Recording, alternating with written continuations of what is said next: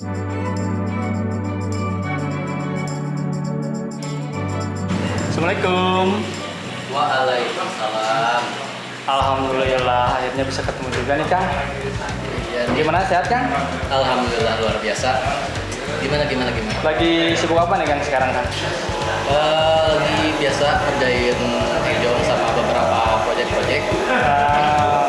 Sebenarnya aktivitas Akang ini di Bandung atau di Bekasi ya? Kalau secara umum sih di Bekasi sebenarnya. Cuman kebetulan lagi main ke Bandung aja sih. Iya. Nah Kang, Akang ini kan seorang komikus lah ya. Nah bisa gak diceritain gitu awal mulanya bisa terjun ke dunia komik itu seperti apa gitu, kayak gimana? Jadi ceritanya dulu waktu 2016 saya lagi kerja di Jakarta, tapi karena jenuh, jadi saya banyak ngegambar kan. Dan kebetulan teman saya juga ngajakin saya bikin komik di Instagram, dan akhirnya dari situ mulai masuk ke dunia komik sih. Jadi emang nggak sengaja sih awalnya. Atau memang sebelumnya pendidikan Akang itu berkecimpung di dunia gambar gitu? Kalau pendidikan sendiri sebenarnya saya lulusan ilmu kelautan Unpad. Jadi emang nggak nyambung sama sekali sih. Iya. Cuman karena emang udah dari dulu seneng ngegambar, dari kecil sebenarnya, dari umur 3 tahun udah sering menggambar iseng karena ke bawah sama kakak-kakak saya di rumah yang sering ngegambar. Saya juga jadi suka ikut bergambar, dan dari situ emang secara passion dan cita-cita tuh pengennya jadi orang yang masuk di dunia seni sebenarnya. Cuman gitu. Iya. Oh iya, sambil ngopi yuk. Oh iya, ayo Kang. Tadi udah pesen ya? Iya. Nah kan setahu saya gitu kan ya, bahwa komik Akang itu kan dinamakan Hejong. Nah, kenapa dinamakan Hejong gitu?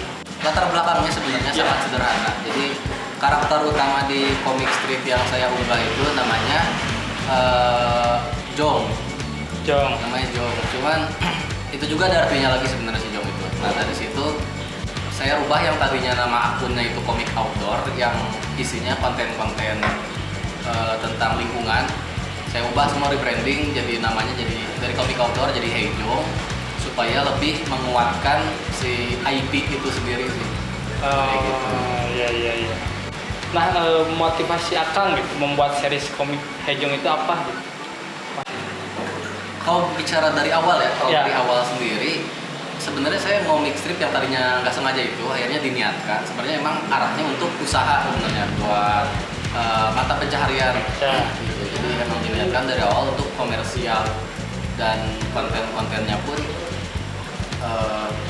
emang tidak bersinggungan langsung sama uang dan jualan, tapi emang diarahkan supaya bisa jadi sumber penghidupan juga sebenarnya. Terus tapi supaya lebih ada kepuasan yang hakiki, akhirnya saya bikin konten yang tadinya cuma ngebahas kritik sosial, lingkungan, saya geser lagi pelan-pelan ke konten-konten yang lebih positif lagi, terutama yang memang berbicara tentang Islam, seputar Islam, supaya bermanfaat.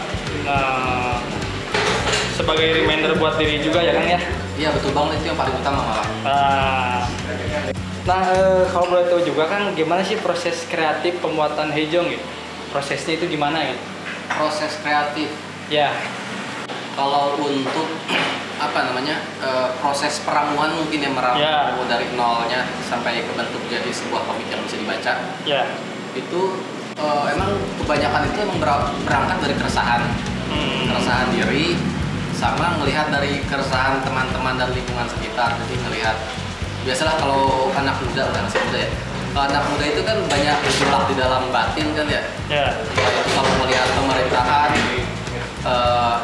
melihat salah sedikit pemerintah pengennya protes, melihat sosialnya kurang tepat sepertinya, jadi pengennya protes. Jadi kesan-kesan yang mengangkat itu menjadi sebuah ide, dan kemudian diramu, dikombinasikan dengan bumbu-bumbu absurd atau komedi yang memang supaya bisa diterima sama halayak umum, biar nggak amat gitu. Iya.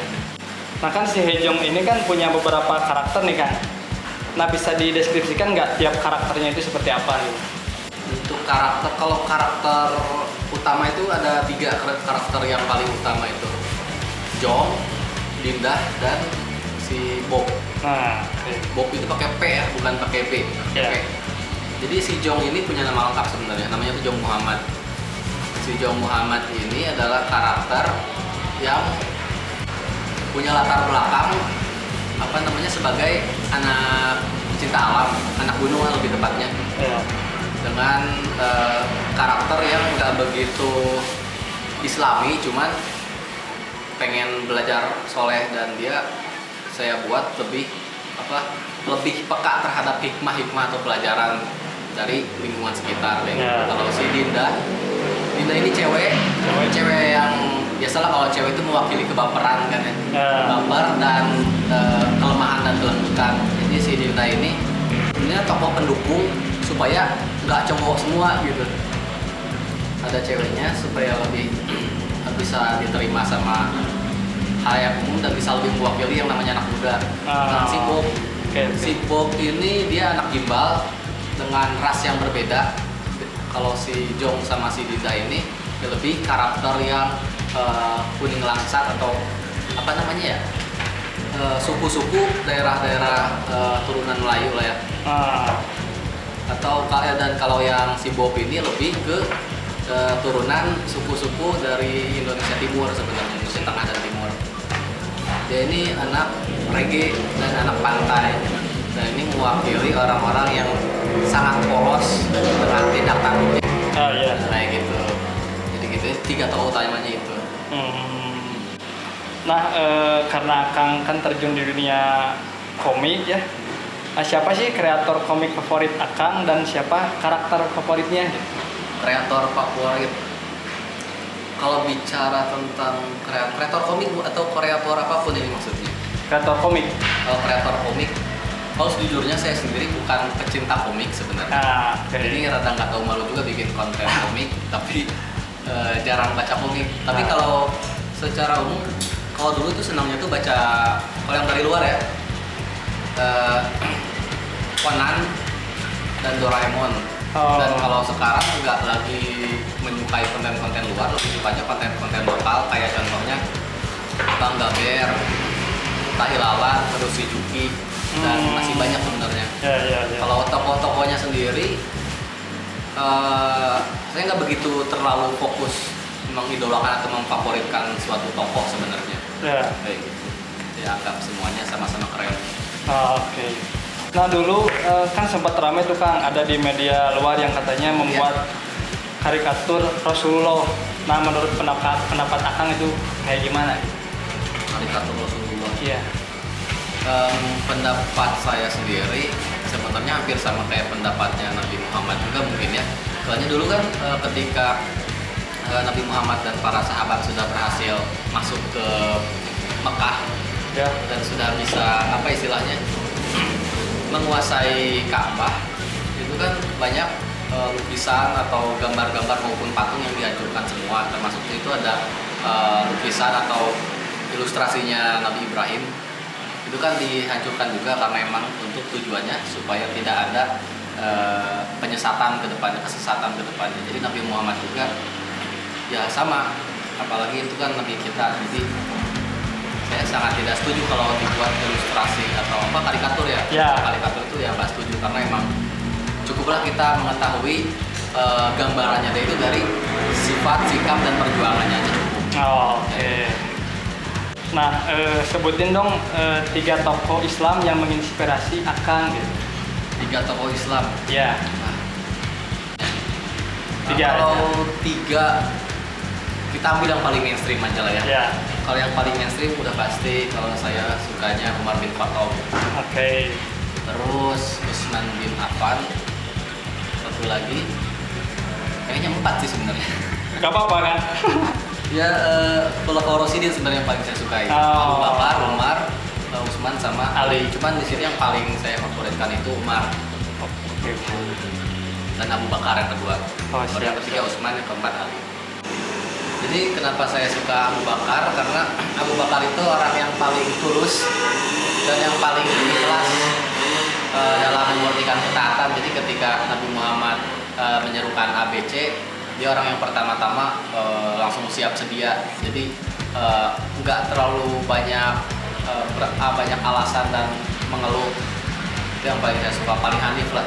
Yang kedua itu Umar, karena Umar bin Khattab itu orang yang tegas dan mampu membedakan, memisahkan hal-hal yang emang salah dan yang benar. Itu beliau yang paling tegas dan kuat di situ. Oke. Dan yang ketiga itu Utsman, karena kepiawaiannya dalam mengelola rezeki dari Allah sampai akhirnya dia nggak bisa menghabiskan hartanya sendiri. Tapi dari situ beliau ini orang yang paling jor-joran dalam memberikan segalanya untuk Islam. Oke. Dan Ali ini orang yang paling saya suka karena orang yang paling bijak dan berilmu. Padahal dia masih sangat muda, tapi luar biasa keilmuannya, sangat nggak bisa dibandingkan. Oke. Nah sekarang saya mau ngajak Akang main game nih, boleh ya Kang ya? Main game apa nih? Jadi this or that, jawab cepat. Jauh cepat. Ya, jawab cepat. Kopi dulu ya. Siap, silakan. Oke, mulai ya Kang ya. Oke, siap. Marvel atau DC? Marvel. Manga atau American comic? Manga.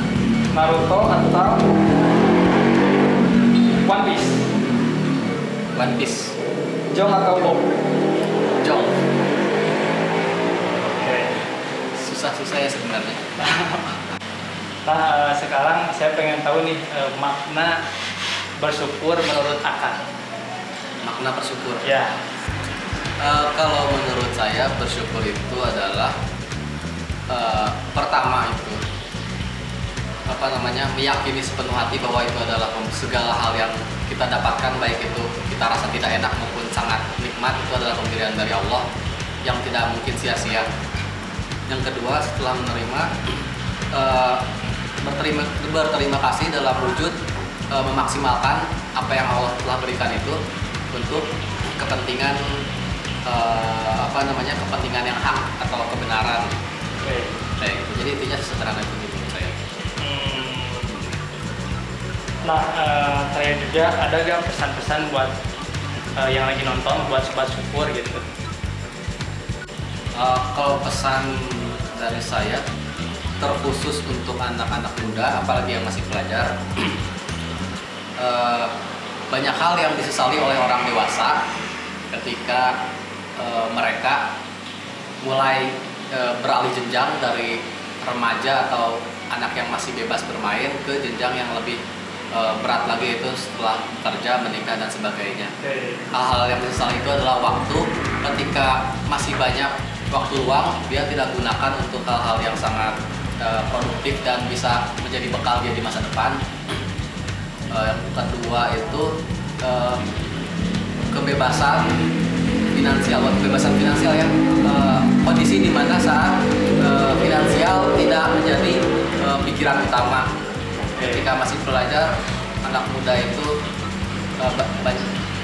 terlalu banyak membuang-buang rezeki dari Allah untuk hal-hal yang tidak begitu bermanfaat. Akhirnya setelah dia dewasa, dia sesali itu.